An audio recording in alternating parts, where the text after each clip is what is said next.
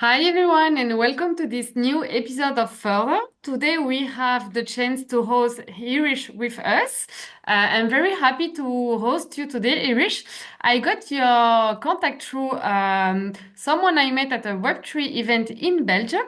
So we can see that the Web3 ecosystem is going global and that we get the opportunity to meet new people every time. And I'm very happy to be able to have another woman that I can feature on the podcast. So welcome to our podcast, Irish. And I would like to ask you first to introduce a little bit yourself, and then we will dive a bit deeper into the Web3 ecosystem. Yeah, thank you so much, Lorena. And so, for those that don't know me, I am full time in the Web3 space over 3 years. Originally started as an artist, as a traditional artist, and quickly realized that I am much better at marketing other artists. So, I started to become an advisor and marketing manager for some really well known historical NFT projects dating back from 2017. So, CryptoPunks V1 is one of them, Crypto Skulls is another. Predominantly NFT projects is what I really enjoy doing in the Web3 space, and predominantly what I've been working at full time. And as you know yourself, full time in the Web3 space is 24/7. It's weekends, it's no days off, so it's been hectic. It feels longer. It feels like more like 10 years that I've been in the Web3 space, but I wouldn't change it for the world. I used to work for Facebook and Microsoft on the marketing side. So I know the Web 2 side pretty well, and I was ready to jump straight into Web 3. So here we are today. Wow, amazing. That's great to hear. And I'm very curious about how did you make the move and what was the trigger for you to move from Web 2 to Web 3? Yeah, I think a major move for me was when I heard about royalties, which is kind of funny today because there's such a big battle with royalties and artists not receiving royalties for their works now on the blockchain.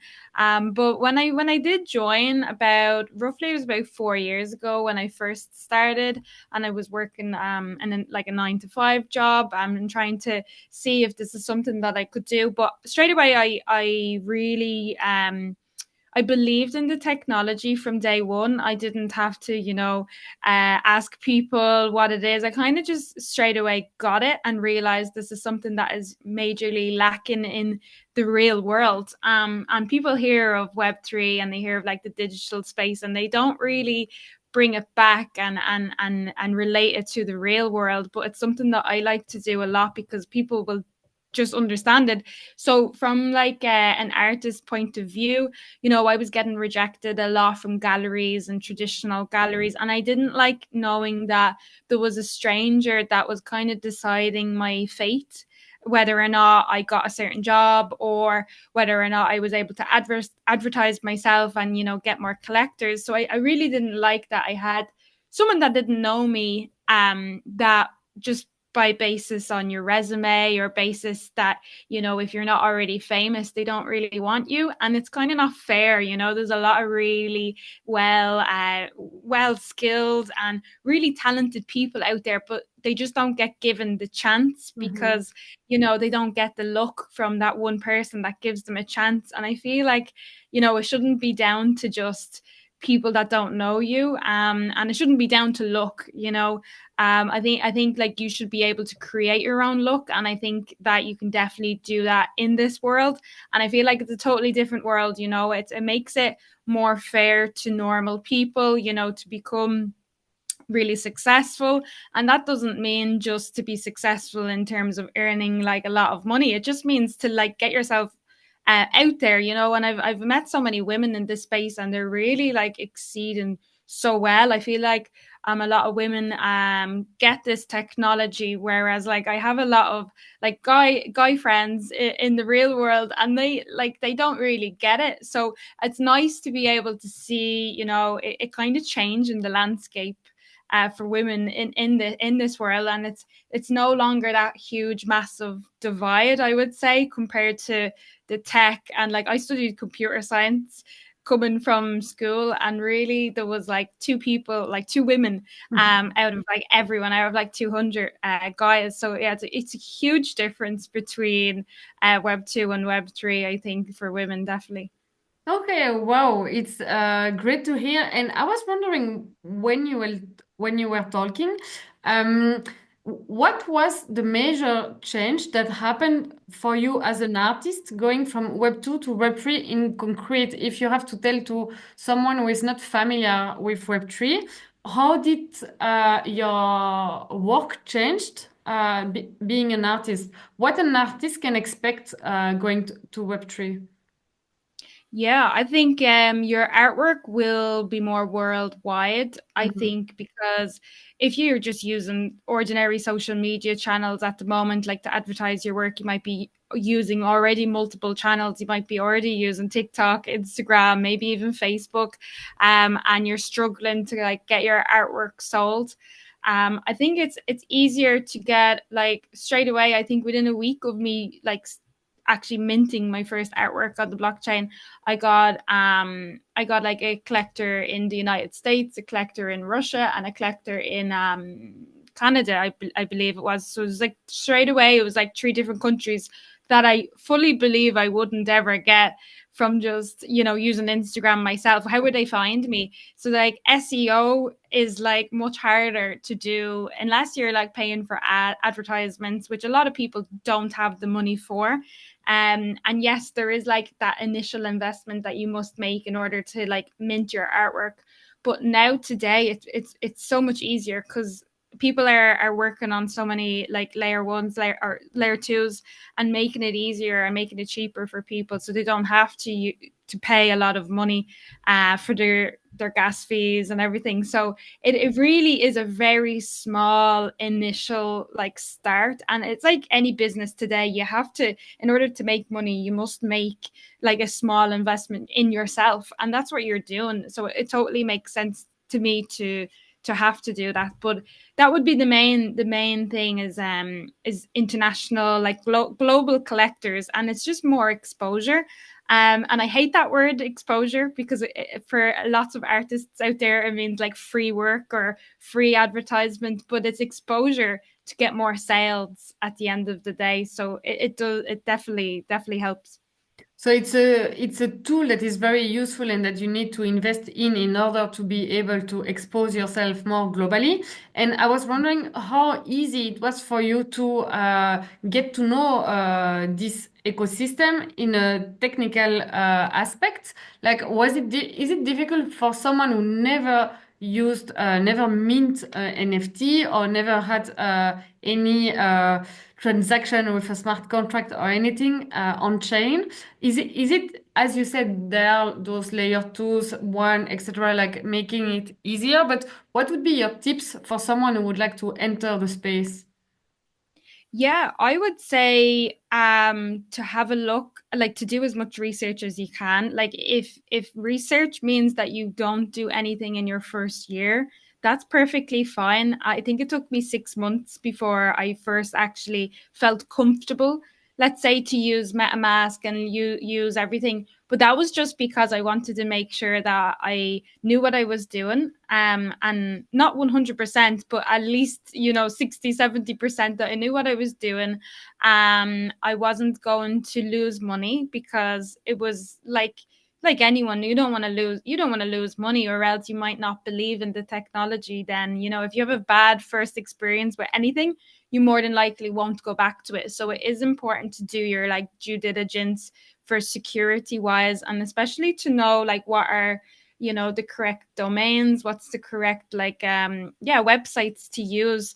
So one that I would recommend, for an example, like different marketplaces and so on that you can use if you want to mint your own smart contract and you're not a developer, or you have no interest, like myself. I don't have any interest in the technical aspect of it. I like to see just the visual, the forefront of the tool, and that's it.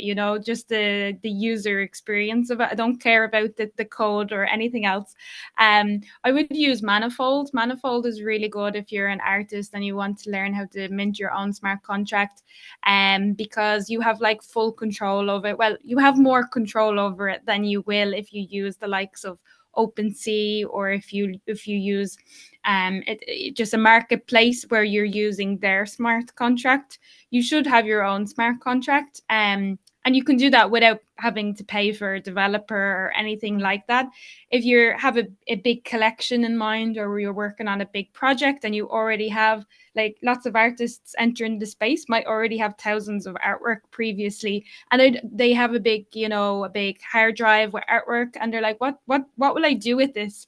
Especially photographers, they could have hundreds of thousands of photographs, and if they've never made money off it, they're like, oh, maybe I can make some money off this with NFTs. And you really can, if you market it well, and you know what you're doing from like a secure point of view as well. So Manifold is definitely one that I would recommend, and I've used it a good lot for projects and collections, or even one of ones. That can be like a tough decision to make, whether or not you want to do editions, like limited editions, whether or not you want to do one of ones. That's something I still struggle with today. If you really you don't want to let a piece go, you might do like a one of one piece, and it'll cost more money than like a limited edition might cost.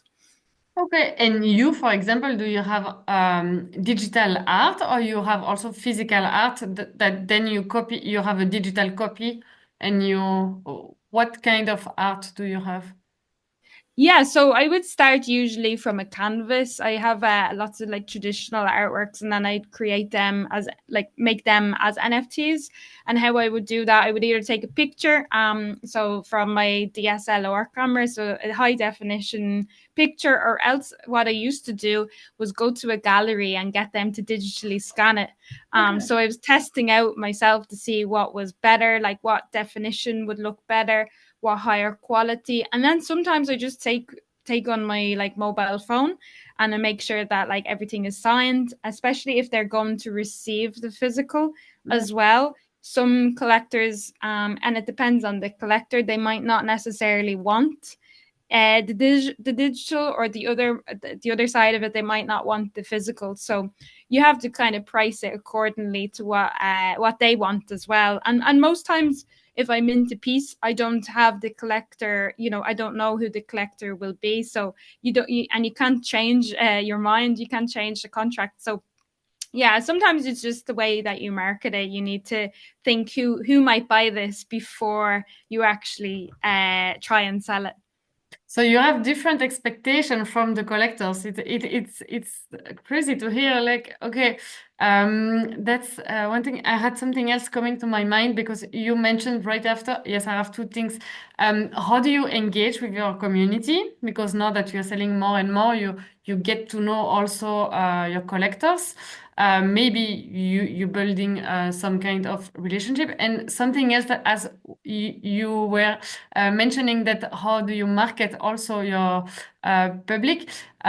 You also have seen that you're moving to marketing, so I'm wondering, like, how did you make that move? So from those two angles, what can you share with us?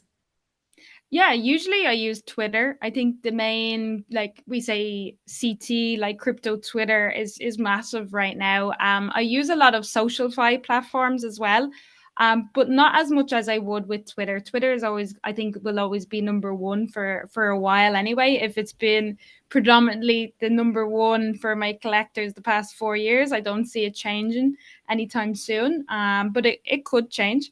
I also use Forecaster, which is a SocialFi app, and that app you can download on your phone, and it's called Warpcast, but the name of it is Forecaster.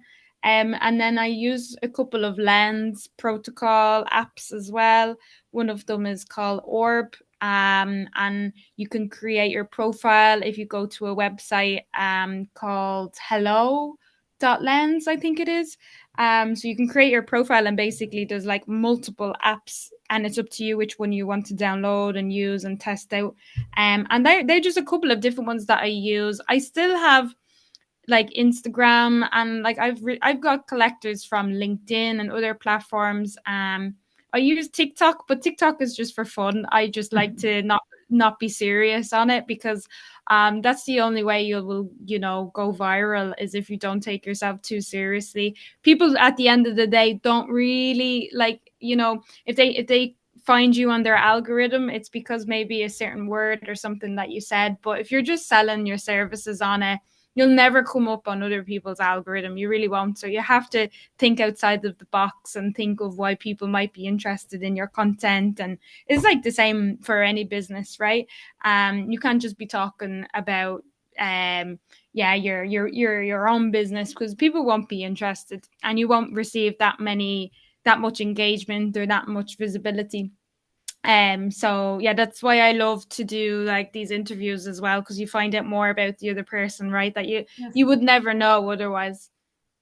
Indeed. And you mentioned a lot of different tools that you're using, Web3 tools application, but I'm wondering, how do you handle all of those? So you are less, as you mentioned, on regular social platforms, but more in the Web3 decentralized applications. But how do you manage then? Do you feel that you have changed from ecosystem? Like with That there all are of the different different people on the other side, or how do you? like with all of the different platforms and social media accounts that I have, like it is overwhelming. So if you don't like marketing, it's going to be tough for you as an artist. And, it's definitely going to be still as tough as it is in the Web2 world to try and sell your art. Yeah. But as long as you put yourself out there, I feel like you get rewarded better in the Web3 space, because that is the main difference between like Web2 and Web3. They want to reward users for spending their time, and really, like, you don't get that in Web2 at all. Like there's some apps where you could play games and receive like cents back, whereas in Web3 you can get airdrops, or you can get like large amounts back, like because they want to reward you. And it is so different. But no, I think like I would say I found a lot of Web2 people on the Web3 apps as well. They really know how to successfully onboard people easier, because people are sick of Instagram and they're sick of Facebook. They want, like, young people want to use new tools, like the way Snapchat was really successful with young people texting on that. People prefer when they see like a new, a hype app, and if it has new features and things like this, people get excited to use it. So it's so much easier, I think, to talk and meet new people. Whereas if Twitter and so on, it might be quite difficult as a first time user to really see why NFTs do well on it. So that's why I definitely recommend people to check out other platforms as well. Because yeah, Twitter can be difficult for people to use. They might think it's very corporate, or very, like LinkedIn is very corporate. And I don't even really use LinkedIn that much anymore, because I prefer the fun aspect of like these DeFi apps. I think that has the fun, it has the engagement, and it's kind of like that childlike feel that Facebook used to have, or Bebo used to have. So yeah, we're kind of missing that a lot with the apps that we use today. And what would be your top three apps that you would recommend to people to engage Top with artists, communities? Oh, that's a good question. Well, instead of even apps, I would say like tools. Always experiment with new tools, and with new tools, I mean new blockchains. So don't just use one blockchain. Experiment with different ecosystems, because that's where you meet people, is the new communities inside these. So that could be a DAO, and I know you've interviewed, I think, someone from her DAO, for Yeah. example. So like that's a great example where you have like female communities. I'm part of, it's not a DAO, but it is like a large enough community for females. It's called NFT Goddesses. And I've done a lot of like charity collections with them for like breast cancer awareness. We did one for the Ukraine war, and we did like several others as well. And that really brings people together from like all countries of the world, and it keeps getting like bigger and bigger. And I think that would be the main. And I know I didn't answer your question about the platforms, but that would be more so what I would recommend, because that's where the communities come in, and where you meet new people, and you learn how to grow that way. You might find a collector that way. So going through the different blockchain and projects that exist and meet with that community and then see with whom you fit with whom you have some interest, common interest. And I was wondering, since you are in the space since a few years already, how do you see the evolution of the space? Yeah, I hope to see my country very soon. One day, that you could buy houses through this way. Because I believe that in the world there's a lot of sales that are made by cash, and cash is hidden. It's under the table. People don't know unless you receive a receipt, right? But people are so good nowadays with Photoshop. They're so good with using AI that we really, like, very soon, I would say already, if you're not experienced, yeah, that you can see, you don't know the difference between what's real and what's fake anymore. So we need to differentiate that, and I believe the only way is with blockchain. There will be no other way, and I fully believe it will be blockchain because it is transparent. And although there is ways to like decrypt it and so on, for example, I used to work with data ownership protocol, and they're working closely with MetaMask to get like governments and large organizations into blockchain. They think the only way like banks will ever get into blockchain is if they're able to hide what they own, and it's like kind of against the Web3 ethos, right? But for normal people, I think it's a very good idea that we can see what's transparent, and what, if people are lying, we know straight away that like they're not good people, right? So why wouldn't we want to know like who's a good person and who's versus who's a bad person?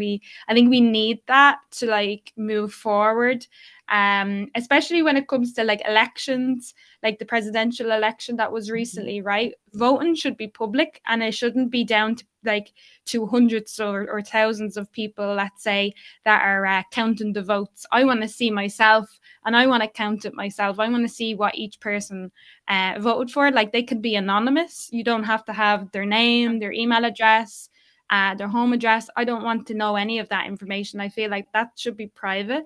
But if I want to fact check something, I believe that like I should have, the right to do that, especially within your own country, especially when there's like important movements happening. So all elections and things like that, they definitely need the blockchain. It's interesting what you say, because with the globalization, we have all those international services, and we have all those more global products and services. And with blockchain, we can build the trust that we lost because of the digitalization. And it's true that blockchain allows that with the transparency that it brings. So indeed, in terms of vote as well, for things that are collective and you need to trust the collectivity, it's a good way to use the blockchain technology, and it has its power being digital native.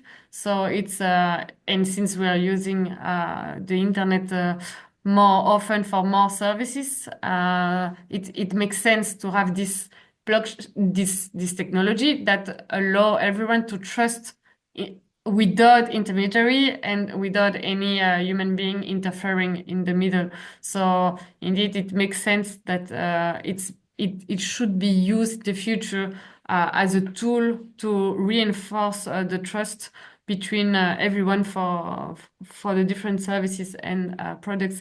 And I was wondering, Irish, also, what are the latest projects you are working on, and what can we expect from you? Yeah, so the most recent like art collection that I launched was my first fully on-chain artwork, and it's meant to be much more like immutable, much more that like long lasting, and hopefully will like stand the test of time. If something happened to, let's say, the internet one day, and we couldn't get it back or something, that it would still be on the blockchain. And it's kind of hard to explain in that sense that it's more mutable than like an ordinary collection, but it's basically just more like future proofed. So I would hope that a lot of like artists today, it will be easier to find their artwork, like in years and hundreds of years time, that you'll be able to find, maybe even like your great great great grandparent was an artist because of the blockchain. I think like we won't have that. It's easy to lose things, right? Like I lose receipts all the time. I lose papers all the time. It's it's we need something to make it easier, like to organize, to find things, and that will be the blockchain. So yeah, that fully on chain artwork that I created was Celtic artwork, so it's like my Irish heritage, and that's something that took me like a long time to do, because I created all SVG artworks, and sometimes you create it and the artwork is far too large and you need to compress it down. It takes a lot of time because you don't want to lose the quality of the artwork, but sometimes you have to do that because the technology again just isn't there, right? So sometimes there's limitations, but artists always find a way to overcome situations and be able to do what they intend to do. So that's the kind of main or the most recent project that I was working on, and I'm working on a lot of commissions now as well. There's a lot of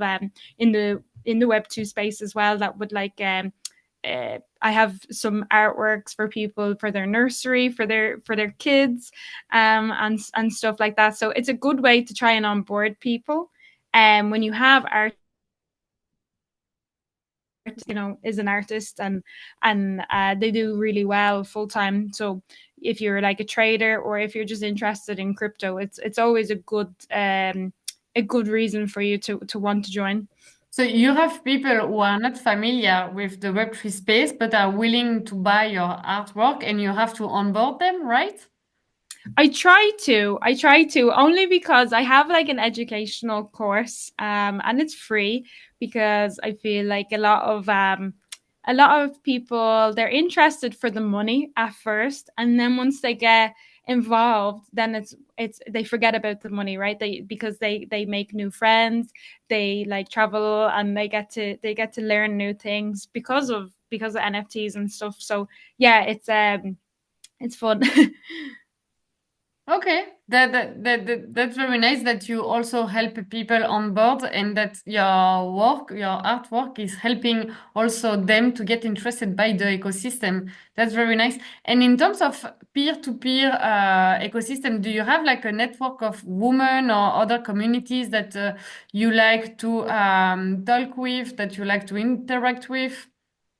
Yeah, there's like there's a funny term going around in the Web3 space, is cabal, is like the word for like, like insiders and stuff like this. I have a lot of group chats where they just make fun of that basically.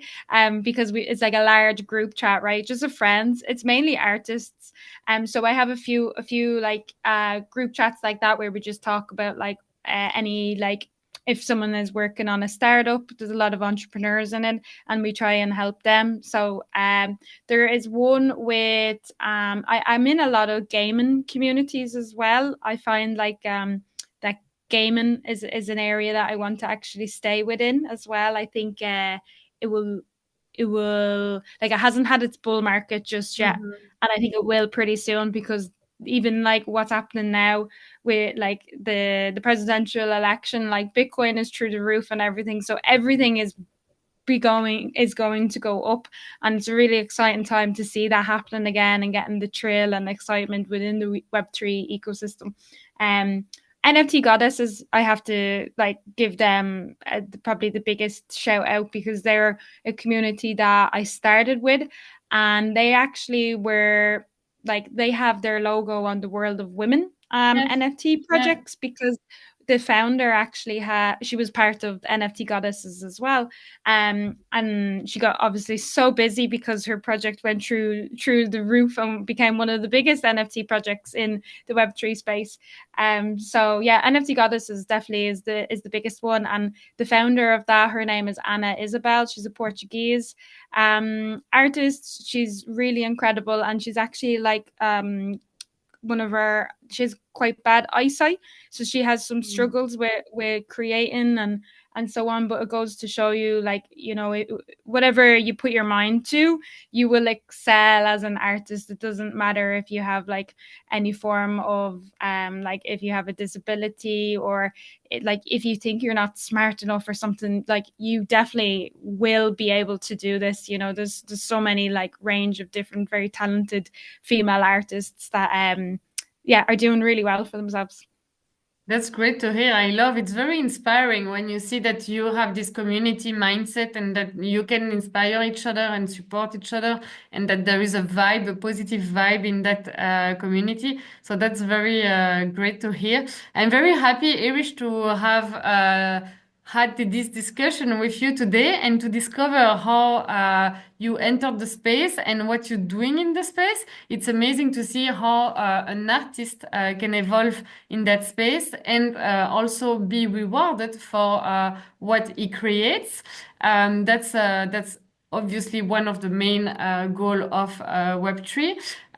But it's good to hear from you, from someone in the space, and like to have this testimony, because then people can relate to what you have experienced. So thank you very much for sharing everything today that you had in mind to share with us. So it was very good to have you, Irish. And of course, I wish you all the best for your future project, and I hope to stay in touch. And if people would like to follow you, would you like to give your handle from Twitter or other? Yeah, thank you so much. So my Twitter would probably be the best place, I would say, and it's Irish NFT Gal. Okay, amazing. Well, this is the word is passed, and I will also add it in the description. And I thank you again for your time, and I wish everyone a good day or a good evening, depending on the time that you will listen our podcast. Thank you very much, and see you to the next. Cheers.